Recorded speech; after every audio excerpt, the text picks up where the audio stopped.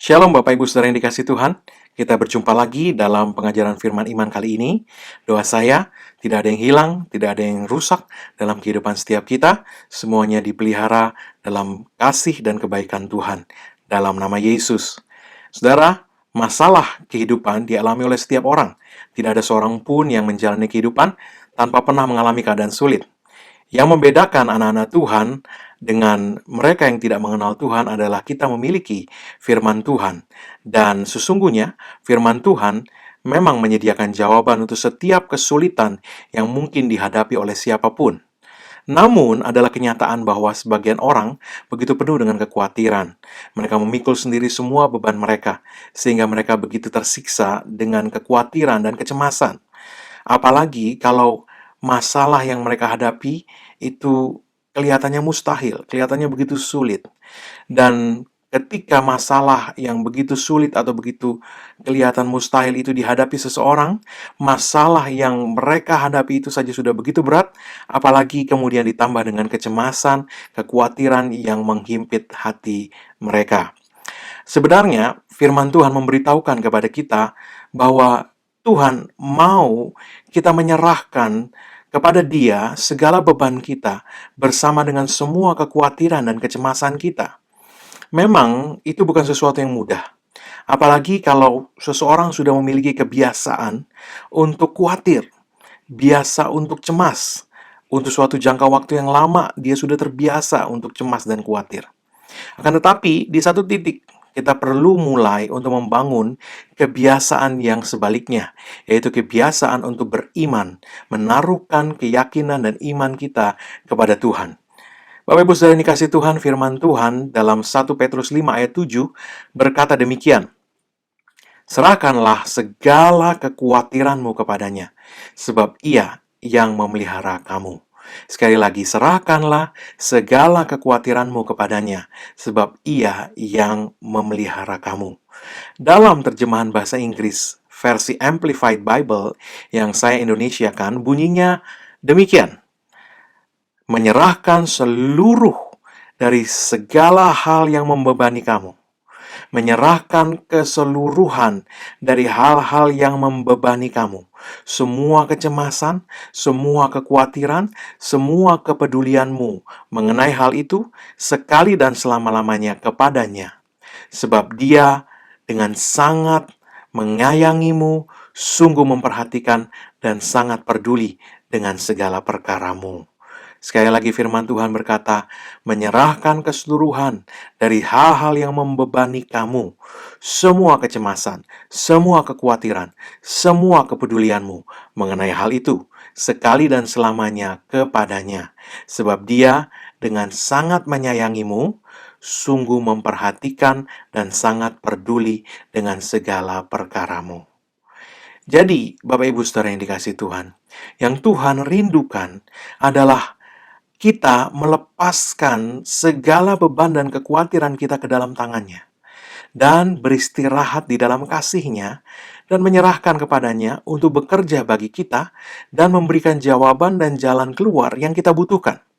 Orang bertanya, apakah masalah akan selesai dengan sendirinya?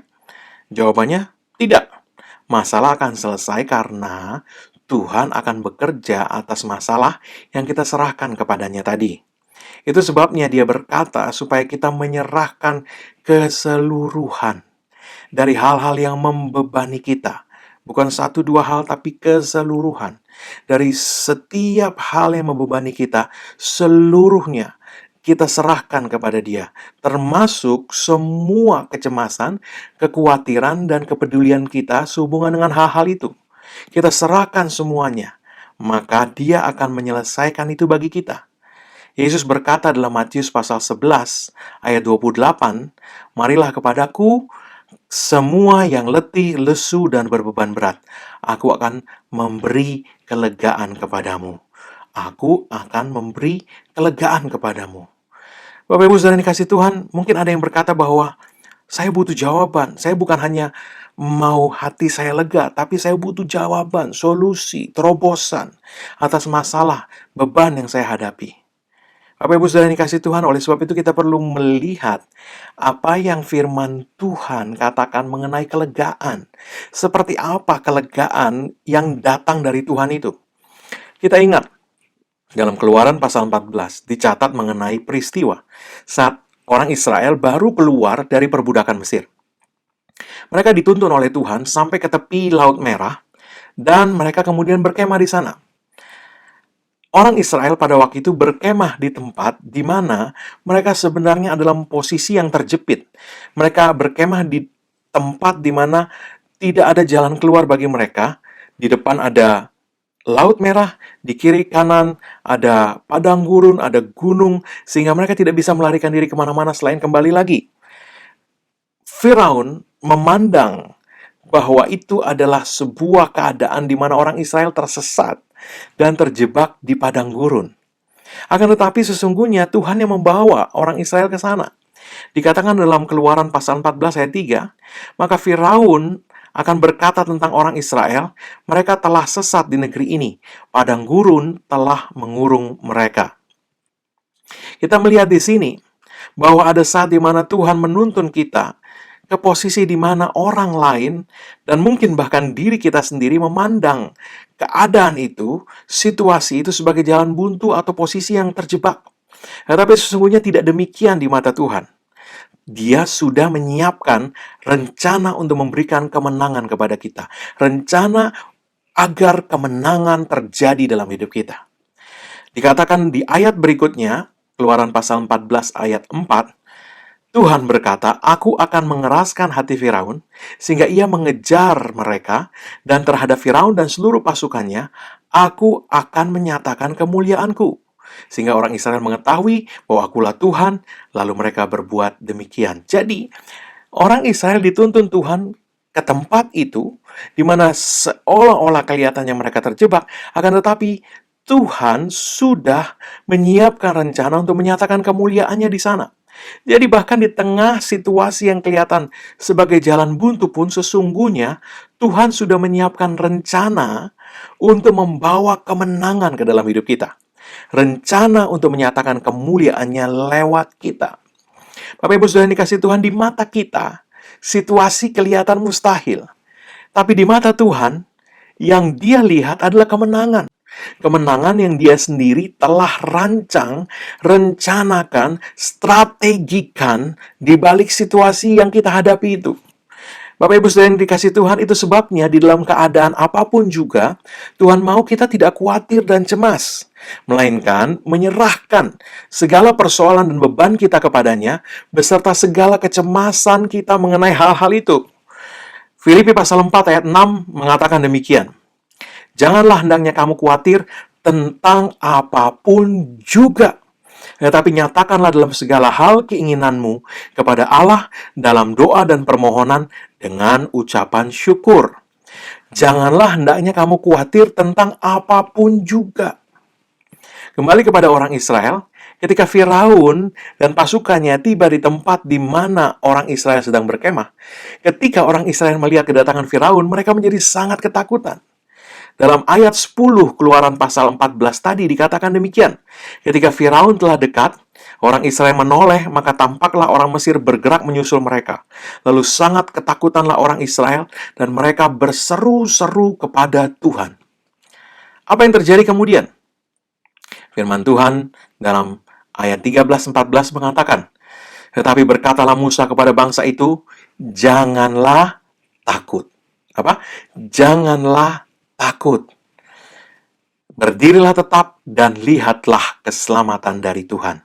Janganlah takut dan lihatlah keselamatan dari Tuhan yang akan diberikannya kepadamu hari ini.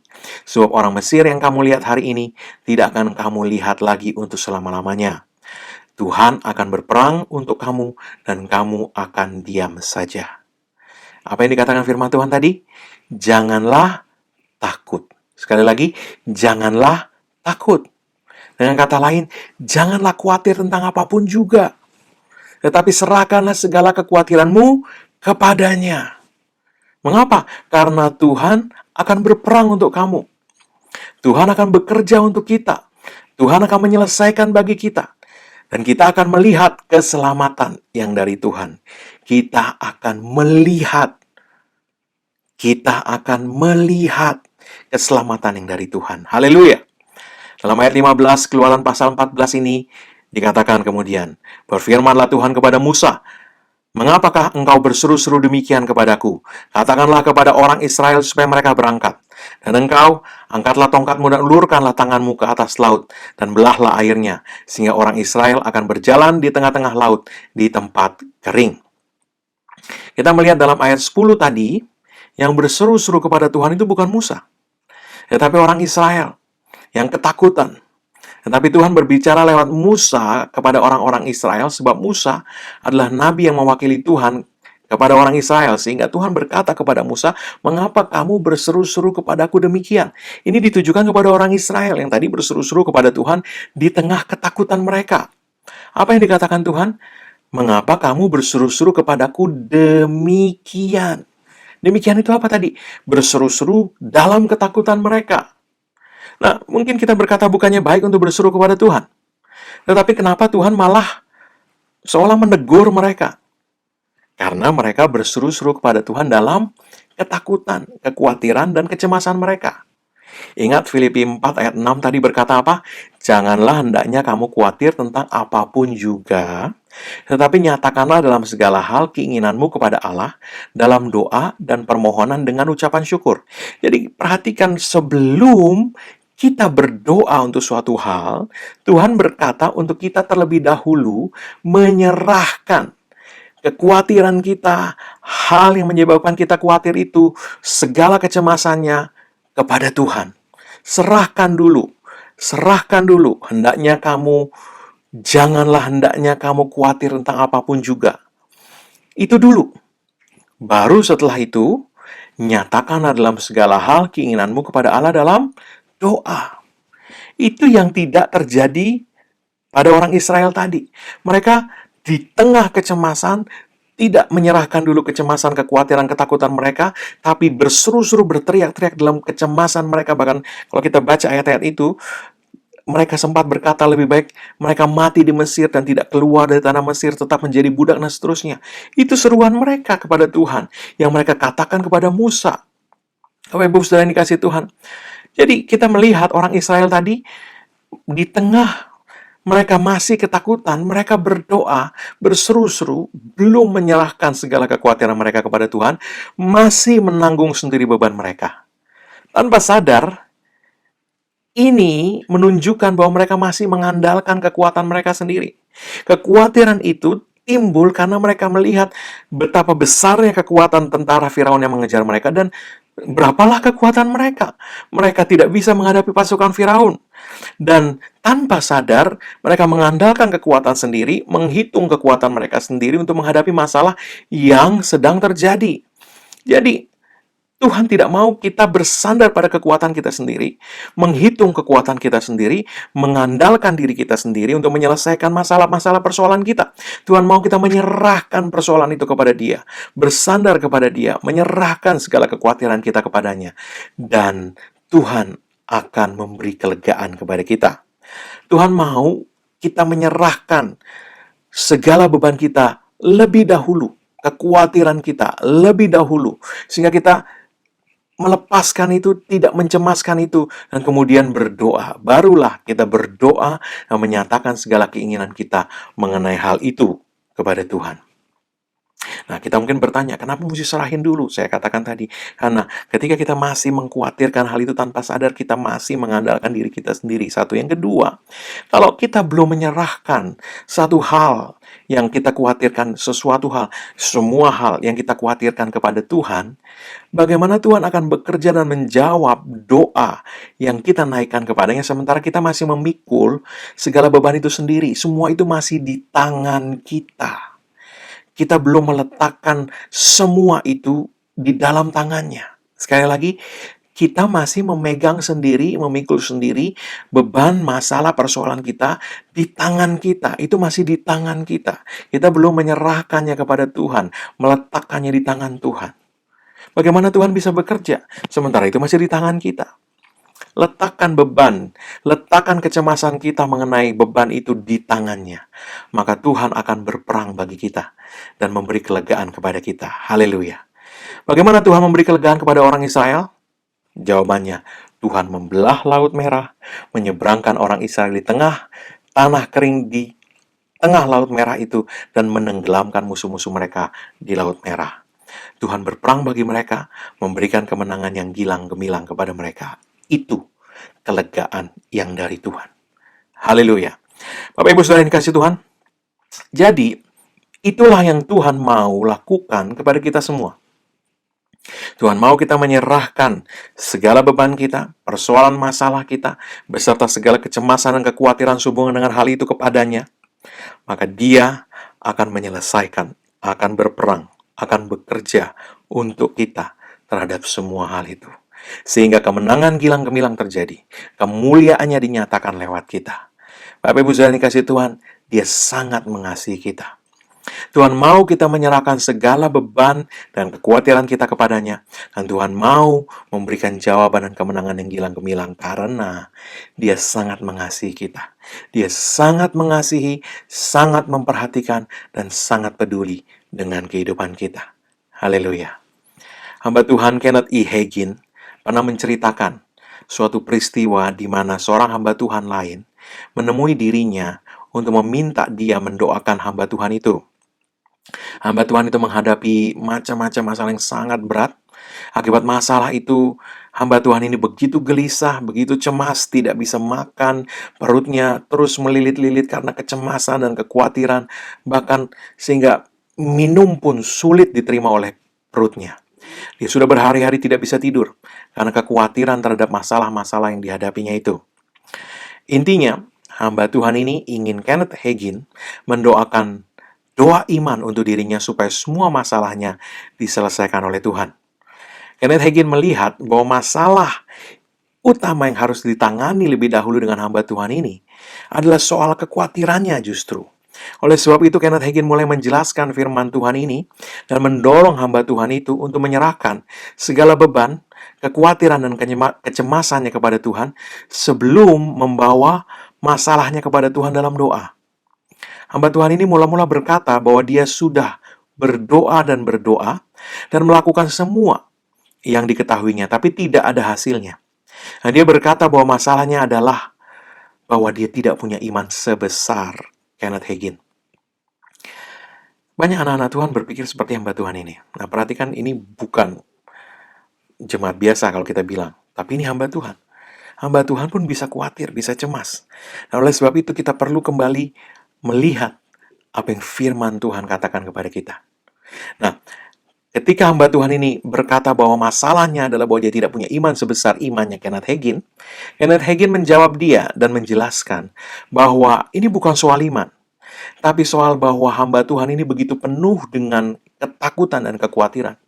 Kenneth Hagin menjelaskan bahwa dia sendiri juga pernah menghadapi masalah-masalah yang besar dan menceritakan beberapa contoh masalah yang pernah dihadapi. Mendengar penjelasan Kenneth Hagin ini, hamba Tuhan ini mulai melunak. Sebab dia melihat bahwa ternyata Kenneth Hagin juga pernah mengalami masalah-masalah yang sukar dan bahkan ada yang jauh lebih berat dari yang sedang dia hadapi saat itu. Kita ingat firman Tuhan berkata, sebab semua saudaramu di seluruh dunia mengalami penderitaan yang sama. Dengan kata lain, tidak ada orang yang tidak pernah mengalami masalah. Bapak Ibu Saudara yang kasih Tuhan, ketika hamba Tuhan ini melihat ini, dia mulai melunak.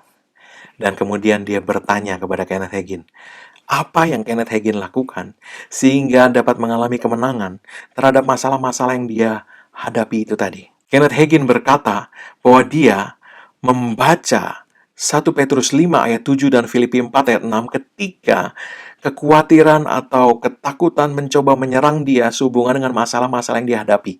Dan setelah dia membaca dan memperkatakan 1 Petrus 5 ayat 7 dan Filipi 4 ayat 6 tadi, Kenneth Hagin kemudian berkata kepada Tuhan, Tuhan, Engkau berkata dalam firman-Mu ini supaya aku tidak khawatir dan cemas akan apapun juga. Karena itu, aku akan melakukan apa yang Engkau katakan. Dan aku menolak untuk khawatir dan cemas. Sebaliknya, aku membawa masalah ini dan menyerahkannya kepadamu. Sekarang aku bersyukur kepadamu untuk jawaban yang engkau telah siapkan, dan aku akan tidur. Sekarang masalah ini ada di tanganmu ya Tuhan. Engkaulah yang bekerja atasnya selagi aku tidur. Hamba Tuhan itu segera memotong dan berkata, "Jadi, kamu mau mengatakan kepadaku bahwa hal ini semudah itu bagimu?" Kenneth Hagin menjawab, "Tidak. Saya tidak mengatakan bahwa hal ini adalah hal yang mudah. Yang saya katakan adalah bahwa kita perlu menyerahkan segala masalah dan kekhawatiran kita kepada Tuhan. Pada malam pertama setelah saya menyerahkan masalah saya kepada Tuhan," kata Kenneth Hagin, "saya terbangun di tengah malam dan kekhawatiran segera menyerang saya lagi. Saya mulai memikirkan dan mencemaskan hal itu. Saya tidak bisa tidur lagi. Jadi, saya kembali berlutut di samping tempat tidur saya dan memperkatakan ayat-ayat tadi dan kembali berkata kepada Tuhan, 'Tuhan, karena firman-Mu mengatakan demikian, maka saya tidak mau mengambil kembali masalah saya dari tangan-Mu.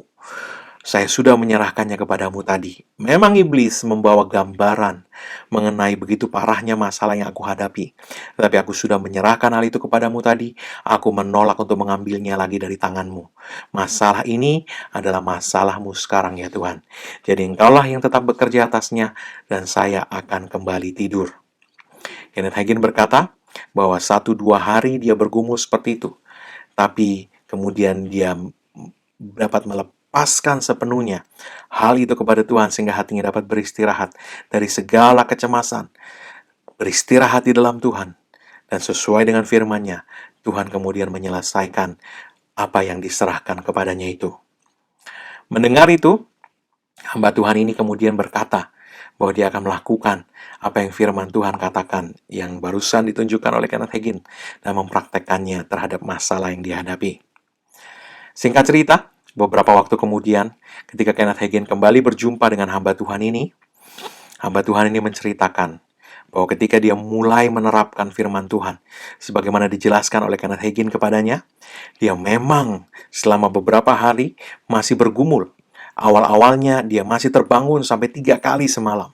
Tapi setiap kali terbangun, dia kembali mengambil Alkitabnya, membaca dan memperkatakan ayat-ayat yang diberikan Kenneth Hagin tadi, dan setiap kali juga dia kembali berkata kepada Tuhan, "Tuhan, masalah ini ada di tangan-Mu.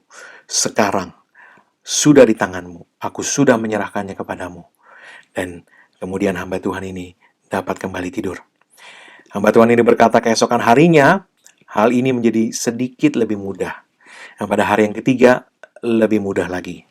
Nah, setelah hari yang ketiga itu, hamba Tuhan ini berkata bahwa dia mulai bisa makan kembali, bisa tidur dengan baik, sakit perutnya sembuh. Pada hari yang ke-10, dia mendapat kabar bahwa masalahnya sudah selesai. Dan hamba Tuhan ini berkata kepada Kenneth Hagin bahwa dia segera berkata dalam hatinya kepada Tuhan, "Tuhan, terima kasih. Masalah yang hampir membunuh aku ini, ketika aku serahkan kepadamu dengan mudah, Engkau selesaikan hanya dalam beberapa hari." Haleluya. Bapak Ibu Saudara yang dikasihi Tuhan, apapun yang menjadi beban Anda hari ini, katakan kepada Tuhan. Sesuai 1 Petrus 5 ayat 7 dan Filipi 4 ayat 6 tadi. "Tuhan, aku menyerahkan bebanku ini kepadamu. Aku meletakkannya di dalam tangan-Mu. Aku menolak untuk khawatir lagi. Aku menolak untuk mencemaskan hal ini lagi. Dan aku menolak untuk memusingkan hal ini lagi. Engkau yang mengatakan supaya aku menyerahkan segala beban dan kekhawatiranku kepadamu, sebab Engkau sangat mengasihi aku, sangat memperhatikan aku, dan sangat memperdulikan diriku. Jadi sejak saat ini, masalah ini ada di dalam tangan-Mu ya Tuhan. Dan aku bersandar dan beristirahat di dalam Engkau. Terima kasih ya Tuhanku."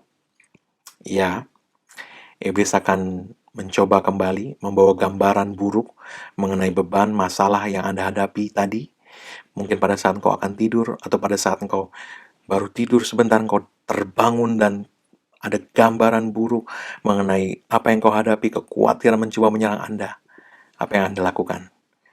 Mulailah dengan mentertawakan tipu muslihat iblis itu. Engkau dapat berkata, "Ya iblis, engkau mencoba menunjukkan gambar yang mencemaskan itu, tapi aku tidak khawatir lagi." Dengan hal itu, sebab aku sudah menyerahkan hal itu ke dalam tangan Tuhan. Itu tidak lagi ada dalam tanganku, itu ada di dalam tangan Tuhan. Dan saat aku tidur, Dia akan bekerja atas masalahku dan menyelesaikan bagiku.